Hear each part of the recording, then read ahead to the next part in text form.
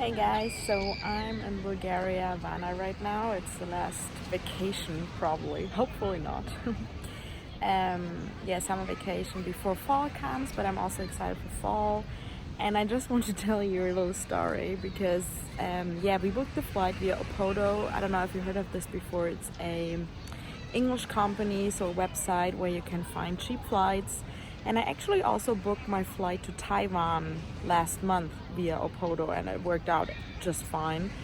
So for Bulgaria, my mom booked flights, and they were quite, yeah, fairly cheap as you would expect. And I didn't really think about looking up the airline. Well, I thought like we were supposed to leave on Friday, and then on Wednesday I had kind of like, this feeling, why don't you maybe look up the flights again and see if you can like do an online check-in beforehand.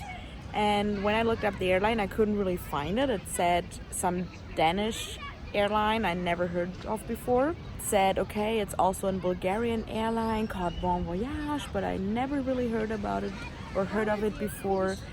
And yeah, I wanted to do an online check-in. It said no online check-in possible, where I was already confused because nowadays no online check-in is actually not really common. I mean, I don't know if you ever experienced this before, but since a few years, like, you can check in beforehand, like with every airline.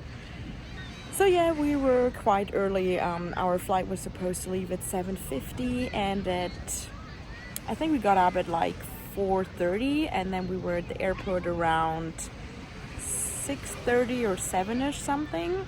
And we were looking at the schedule, and we couldn't see our flight. But I mean, this happens from time to time. I remember when I was in Taiwan, I also didn't find my flight. So we went to the information desk and we asked about the flight.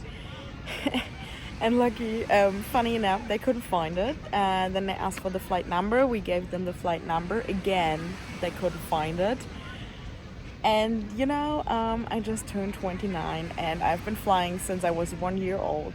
1 year old, and this has never happened to me in my entire life. Like, so weird.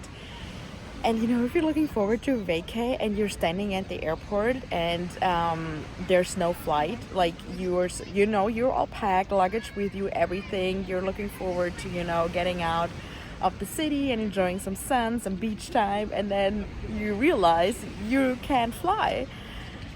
Oh my gosh, I was like really devastated. And so we went, luckily at these airports there's always like travel agencies, so we went to a travel agency, and he told us because summer break is almost over in Germany, so it ends next week, or when we're supposed to fly back, then it's mostly ends everywhere in Germany. So he was like, yeah, it's no problem to fly to Varna in Bulgaria, but the return flight is a problem because everything is sold out, everything is fully booked.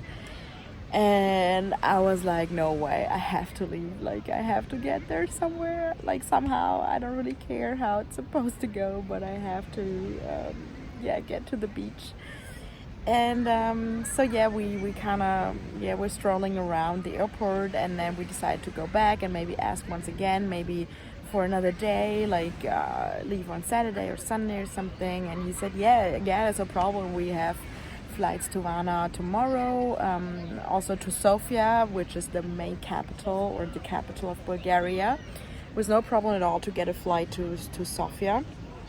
But of course, for a really expensive price, Lufthansa would have charged us like 1,000 euros or something, and the flight for the two of us, like the original flight, was 500 euros. So that's really we finally found a flight to Burgas, which is a 2-hour drive away from Varna.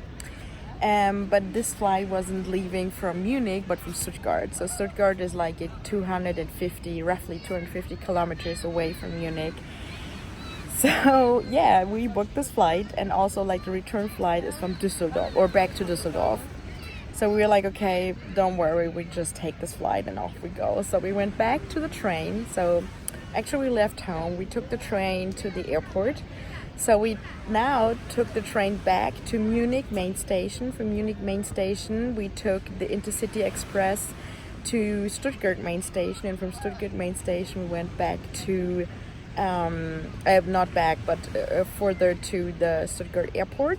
And then Stuttgart Airport, we boarded the flight to Burgas, also like a 2.5 hour flight. And then from Burgas, we got picked up by a taxi transfer, which took us to Varna, also again another 2 hours. So instead of a flight that was supposed to go 2.5 hours, it took us an entire day to get here. And yeah, it was quite the odyssey. To be honest, I kind of saw it with humor because, you know, after all, we were able to get here, so that was all that counted for me. But again, I mean, imagine you're like relying, and I mean, Opodo is not like a website that it's not commonly known. It's really like it's one of the biggest websites here in Germany, and I think also some other European countries, that is known for like cheap flights. And it's something like I used so many times before. But it's so funny because then I talked to a friend of mine, and she also told me that she heard from several friends they were supposed to fly, they booked flights via Opodo, and these flights were non-existent. So I mean, that's really crazy, you know, because you're like relying on this service. It's like you're, I don't know, booking at a travel agency and then this flight doesn't exist. So that's just not happening. So I tried to get it to the media. I know someone is working at a TV station, so I tried to, you know, sell them the story and be like, you really have to report this because other people are supposed to be warned. And he was like, yeah, I would like to. I also heard it from different sites already, but the problem is Opodo is supporting us money-wise, so they're advertising with us, so we can't really do anything. And I'm like, okay, welcome to the media world. But luckily for YouTube and social media, so just be warned. I think I won't book via Opodo so anytime soon again. I think I will, yeah, I don't know, maybe book directly via the airline, or yeah, maybe like try another service.